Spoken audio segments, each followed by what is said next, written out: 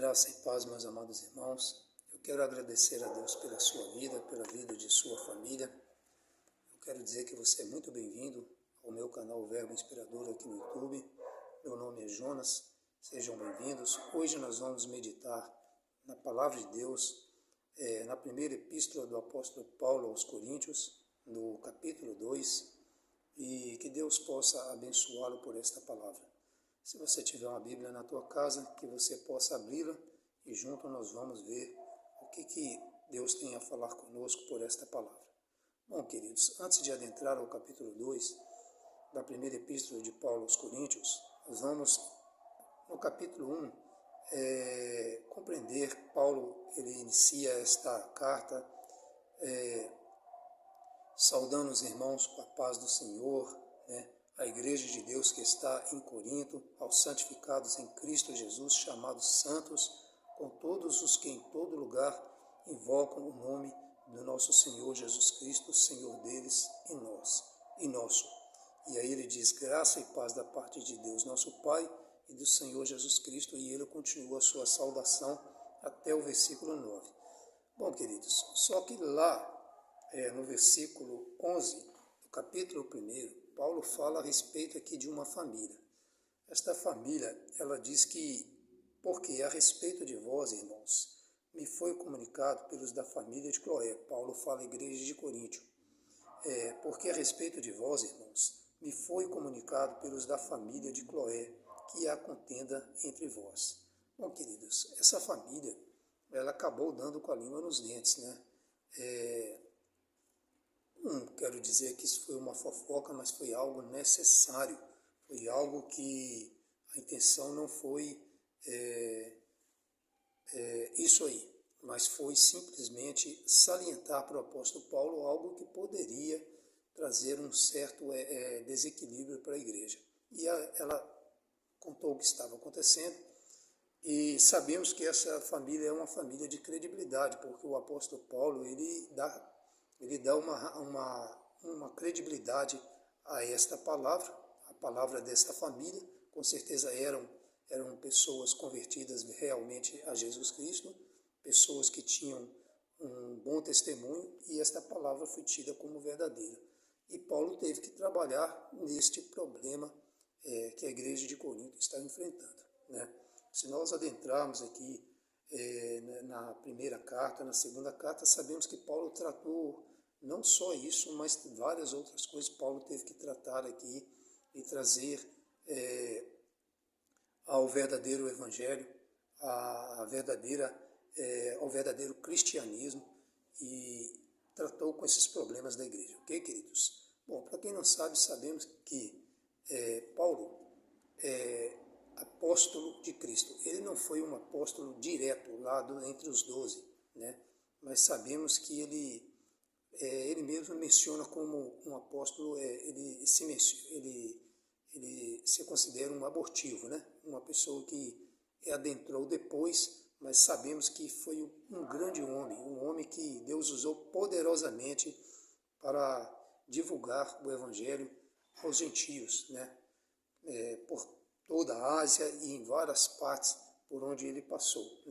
Sabemos que Paulo, o seu nome não era Paulo, o seu nome era Saulo, Saulo de Tarso, porque a sua família era residente de uma cidade chamada Tarso, na Cilícia, por isso ele chamava Saulo, era chamado de Saulo de Tarso, e ele era um homem convertido não ao cristianismo, ele era convertido ao judaísmo, Ele foi um homem que foi doutrinado por um líder religioso chamado Gamaliel. Ele foi doutrinado aos pés de Gamaliel, doutor da lei, e ele passou todo o judaísmo para o apóstolo Paulo, que na sua época a Bíblia diz que ele excedeu a muitos em conhecimento. Então Paulo ele defendia o judaísmo, qualquer pessoa que entrasse em contradição, Paulo ele entrava diretamente para atacar, qualquer coisa que trouxesse risco ou descrédito ao judaísmo, Paulo estava ali para defender com unhas e dentes. E sabemos que quando ele ganhou esse nome de Paulo, né? Lá em Atos capítulo 9 fala sobre a sua conversão, como ele se converteu do judaísmo, ele deixou o judaísmo, ele abandonou o judaísmo, e como que ele adotou o cristianismo como agora uma regra de fé e prática na sua vida, né? E lá fala sobre a sua conversão, quando ele pediu cartas aos sumos sacerdotes, né, para ir até Damasco e ali prenderem na sinagoga alguns homens, tanto homem quanto mulher, pessoas convertidas a Jesus Cristo. E fala que a caminho de Damasco, né, ele foi lá com este propósito e ele acabou tendo um encontro com o Senhor Jesus, né, que quando chegava próximo a Damasco, ele foi cercado por um resplendor de luz do céu, e ele caiu em terra, e ouviu uma voz que disse: Saulo, Saulo, por que me persegues? Dura coisa te é recalcitrar contra os agrilhões, né? E Paulo pega e pergunta: quem é, Senhor? E aí Jesus se revela, né? E foi uma coisa assim muito forte, porque a Bíblia fala que ele caiu praticamente do cavalo, né? Ele caiu do cavalo, ficou cego, e ele foi levado para Damasco ali, e ele esteve na casa de um homem chamado Simão, e depois o Senhor Jesus levou lá Ananias, que era um discípulo do Senhor Jesus Cristo, convertido ao cristianismo, e lá Ananias impôs as mãos sobre esse homem. A princípio, Ananias se mostrou, não queria, teve medo, né? Porque esse homem ouvia-se falar muito negativamente dele, que ele estava matando, né? Estevão foi um mártir na mão deste homem, ou pelo menos ele esteve ali segurando as roupas daquele que apedrejaram Estevão, e sabemos que ele estava prendendo, fazendo com que essas pessoas negassem a fé em Cristo, até mesmo o cristianismo, e era um homem temido. E o próprio Ananias temeu ir lá na casa de Judas, dizer para aquele homem o que o próprio Senhor Jesus havia mandado dizer a ele. Bom, mas Ananias foi lá e falou de Jesus Cristo para ele, a sua visão recuperou, ele passou a enxergar a Cristo pela fé, né? Fala que como escamas de peixe, como escamas, né? Como escamas, tudo nós podemos dizer aqui como escamas, que essas escamas foram retiradas dos olhos dele e ele passou a enxergar. E aí ele passou a crer em Cristo como Senhor e Salvador da sua vida. Ele abandonou o judaísmo e passou a ser um evangelista. E o perseguidor passou a ser perseguido, duramente perseguido. Um homem que era uma ameaça, agora ele passou a ser ameaçado. Bom, queridos, essa é a história do apóstolo Paulo, que se chamava Saulo, né? E passou a ser chamado Paulo pela própria igreja, ganhou gentilmente este nome, e no capítulo 2 fala assim, sem demora: E eu, irmãos, quando fui ter convosco, anunciando-vos o testemunho de Deus, não foi com sublimidade de palavras ou de sabedoria, né? Paulo aqui está falando a respeito da sabedoria humana, que ele não foi até a igreja, queridos, propondo anunciar uma palavra pomposa, não. Ele foi com muita humildade, com muita simplicidade, e ele foi ali anunciando o testemunho de Deus,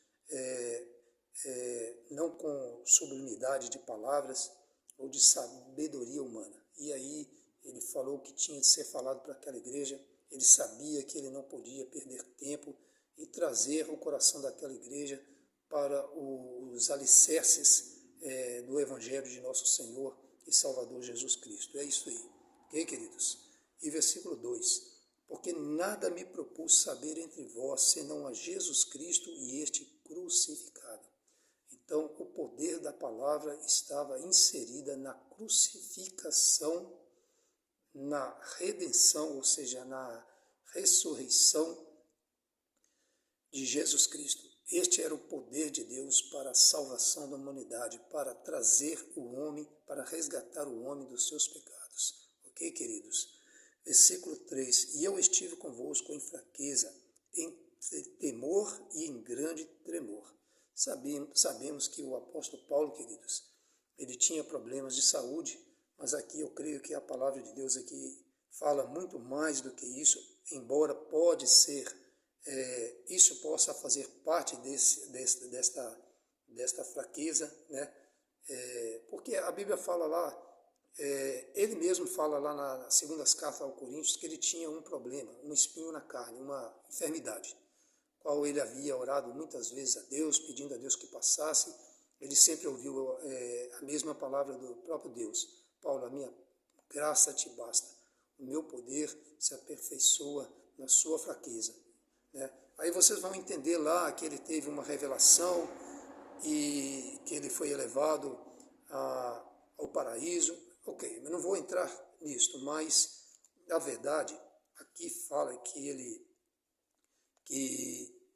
esteve em fraqueza e em temor, ou seja, este homem foi com grande temor e muito tremor diante de Deus, e se apresentou aqui, quando ele se apresentou, quando ele teve esse encontro com os irmãos lá da igreja de Corinto, ele esteve lá em fraqueza e em temor, e com grande tremor diante de Deus, né? Diante de Deus, diante da igreja, ele mostrou respeito, caráter, conduta, conversão verdadeira, genuína, verdadeira a Cristo, um discípulo do Senhor Jesus Cristo verdadeiro, né? E é isto que ele queria mostrar para a igreja. Ok, queridos? Versículo 4. A minha palavra e a minha pregação não constituiu em palavras persuasivas de sabedoria humana, mas em demonstração do Espírito e de poder, diferente dos nossos dias, né? Quantas igrejas hoje as pessoas estão querendo converter, ou eu digo que isso não tem poder para converter, né? Para convencer as pessoas com palavras persuasivas, quer para a sua própria glória, quer para ganhar algo em troca, né? Os chamados interesseiros, que não são verdadeiros pastores, porque são verdadeiros enganadores que usam a palavra de Deus para se enriquecer, para ganhar dinheiro ilicitamente. Esse não era o propósito de Paulo, nem tampouco ele usou aqui de persuasão. Ele não obrigou ninguém a converter-se a Cristo ou a se converter a Cristo por meio da palavra. Ele levou uma palavra aqui de poder e de demonstração do Espírito, ou seja, o Espírito de Deus estava na vida dele e ele demonstrava isso com muito amor, com muita graça, com muita autoridade, curando, abençoando, trazendo restauração, transformação por meio do Evangelho de Cristo. E foi esta a forma como ele se apresentou diante da igreja. Ok, queridos? Em demonstração de Espírito e de poder, para que a vossa fé não se apoiasse, versículo 5, em sabedoria dos homens, mas no poder de Deus. Amados, aqui Paulo fugiu, né, e deixou de lado toda aquela sabedoria que ele havia adquirido, e agora ele tinha algo maior para falar, que era a respeito do poder de Cristo. Ou seja, Paulo se retirou, ou ele se colocou de lado e deu toda a honra e toda a glória ao Senhor Jesus Cristo, né? Para que a sabedoria não fosse apoiada em sabedoria de homem, mas no poder de Deus, né? Então ele saiu e o próprio Senhor Jesus foi ali manifestado, foi anunciado pelo apóstolo Paulo, né? E este era o propósito que ele tinha, ok, queridos? De trazer a igreja a verdadeira fé em Jesus Cristo, o cabeça, o sumo sacerdote, o cabeça da igreja. Versículo 6. Todavia falamos sabedoria entre os perfeitos, não porém a sabedoria deste mundo, nem dos príncipes deste mundo que se aniquilam. Bom, queridos, Paulo passou longe daqueles líderes judaicos, daqueles que se achavam perfeitos, daqueles que se achavam dignos de honra, de serem respeitados, né, saduceus, fariseus, todo aquele tipo de pessoa, aquela hierarquia de pessoa lá. Paulo passou longe daquilo e ele foi atrás de gente simples que queria verdadeiramente ouvir a respeito do Evangelho de Jesus Cristo, que queria se arrepender, converter, e verdadeiramente este era o propósito do apóstolo Paulo, né? E fala assim, nem dos príncipes deste mundo que se aniquilam, ou seja, deixe que os príncipes deste mundo se aniquilam por eles mesmos, né? Ou deixe que eles mesmos se destroem, né? Como nós estamos vendo por aí. As pessoas estão armando guerras e rumores de guerras, e sabemos que tudo isso tem um fundamento espiritual maligno. Outrora as pessoas querem conquistar, querem dominar, querem exercer poder, domínio sobre as pessoas e por aí vai.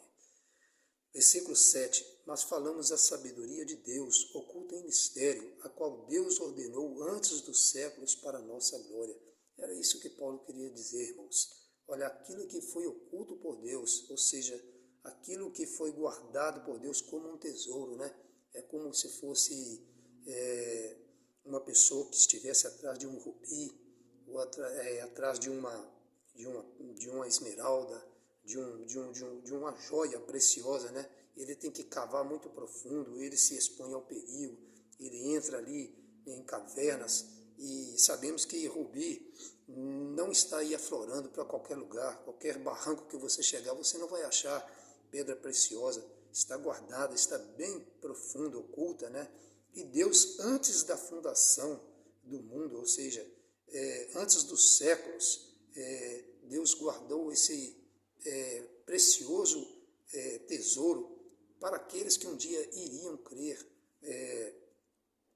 no verdadeiro Evangelho de nosso Senhor Jesus Cristo. E esse tesouro estava bem guardado na pessoa do próprio Senhor Jesus, né? E, versículo 8, o qual nenhum dos príncipes deste mundo conheceu, porque se a conhecessem, nunca crucificariam ao Senhor da glória. Então, esses homens foram uma pedra de tropeço, foram verdadeiramente inimigos da cruz de Cristo. Anás, Caifás, vamos assim dizer, usado Pôncio Pilatos, e as pessoas também que se envolveram na própria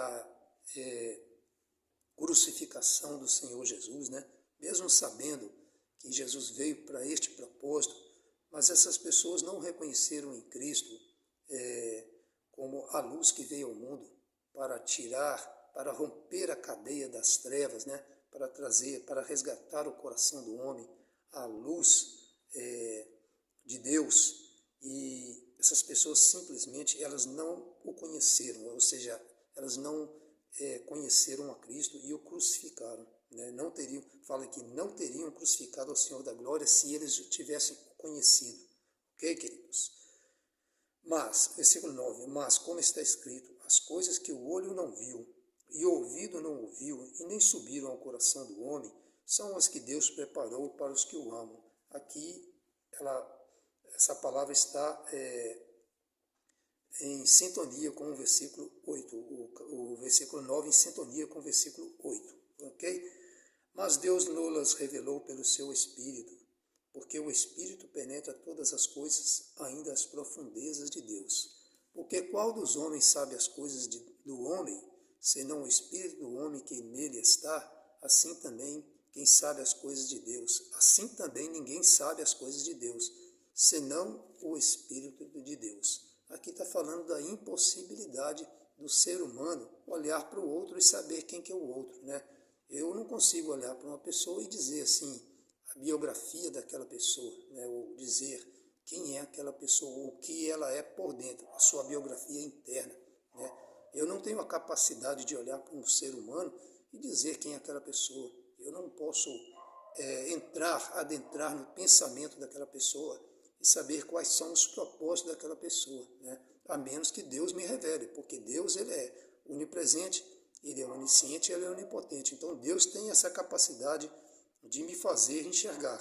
Mas aqui fala, porque qual dos homens sabe as coisas do homem, senão o espírito do homem que nele está?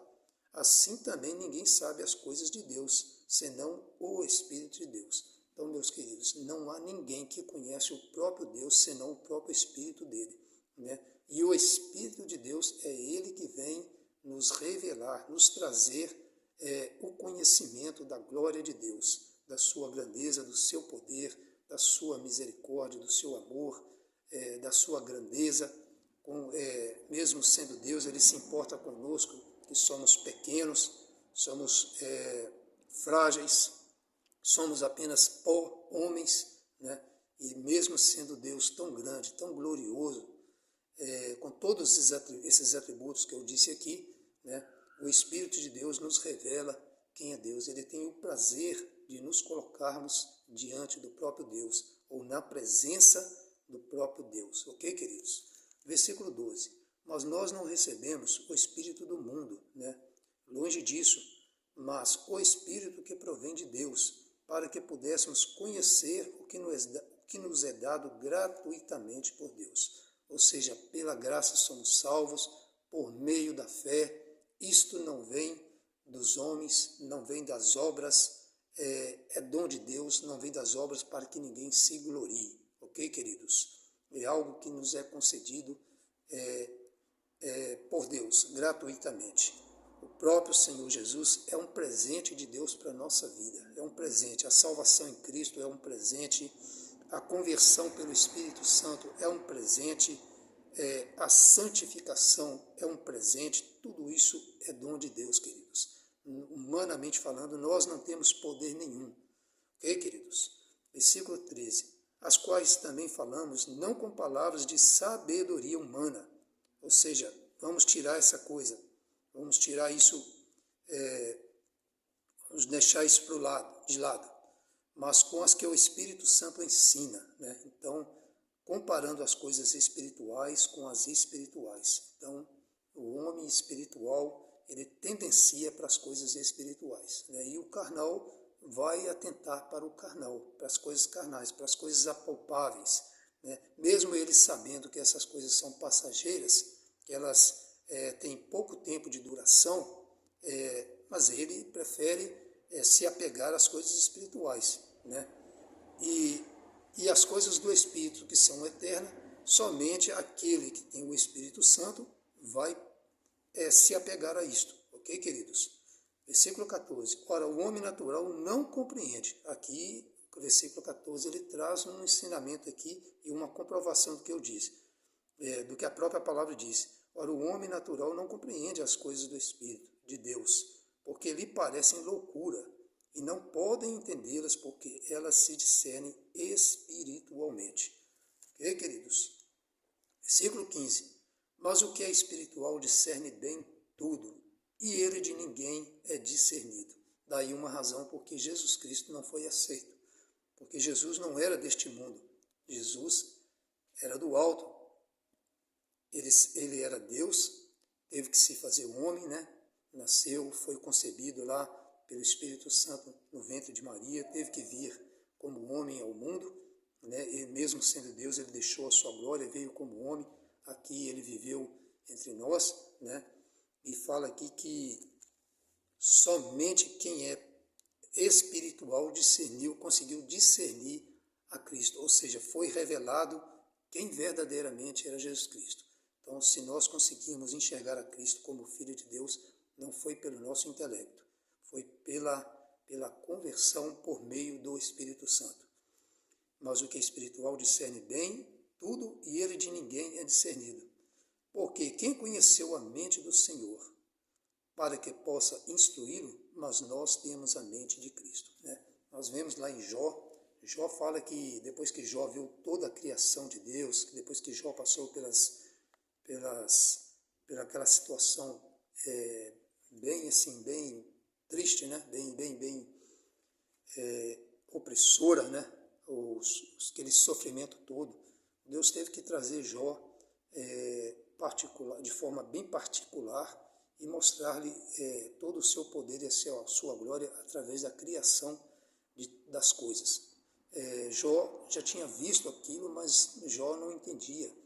Jó jamais teria conhecimento de tudo aquilo como foi criado. E Deus teve que trazer Jó para bem pertinho dele, para que ele pudesse ter ali uma restauração, para que o seu interior pudesse passar por uma cura espiritual, né? E aqui fala, porque quem conheceu a mente do Senhor para que possa instruí-lo, e Jó chega a dizer lá, né, que eu conhecia de ouvido, de ouvir falar, eu te conhecia de ouvir falar, mas agora te veem os meus olhos. Ou seja, Jó ouviu muito, conhecia de ouvir falar, mas agora os olhos dele estavam contemplando a glória de Deus, né? Mas nós temos a mente de Cristo. É preciso ter a mente de Cristo para estar nesta palavra, senão a pessoa não consegue prosseguir. Daí porque muitas pessoas desviam, porque muitas pessoas não conseguem seguir adiante, porque vem o mundo com as suas pressões, vem o mundo com as suas propostas, seus presentes, e a pessoa tem que ter discernimento e saber o que é de Deus para ela, o que não é. Né? Meu querido, que Deus abençoe a tua vida, que você possa adquirir, que nós possamos adquirir esta mente, a mente do Senhor Jesus Cristo, para continuarmos neste presente maravilhoso que é a graça de Deus manifestada a todos nós, ok? Que Deus abençoe a sua vida, que Deus abençoe a sua casa. Vamos orar agradecendo a Deus. Pai querido, Deus amado, de fato eu te agradeço por esta palavra e porque o teu Espírito Santo nos trouxe esta palavra. Muito obrigado, Deus, porque vale a pena meditar na tua palavra. Obrigado, Senhor. Toda a glória, toda a honra seja dada ao Senhor, Criador do céu e da terra. Em nome do Senhor Jesus, eu te agradeço por este estudo. Amém. Uma boa tarde a você, a sua casa, e que Deus continue abençoando suas vidas.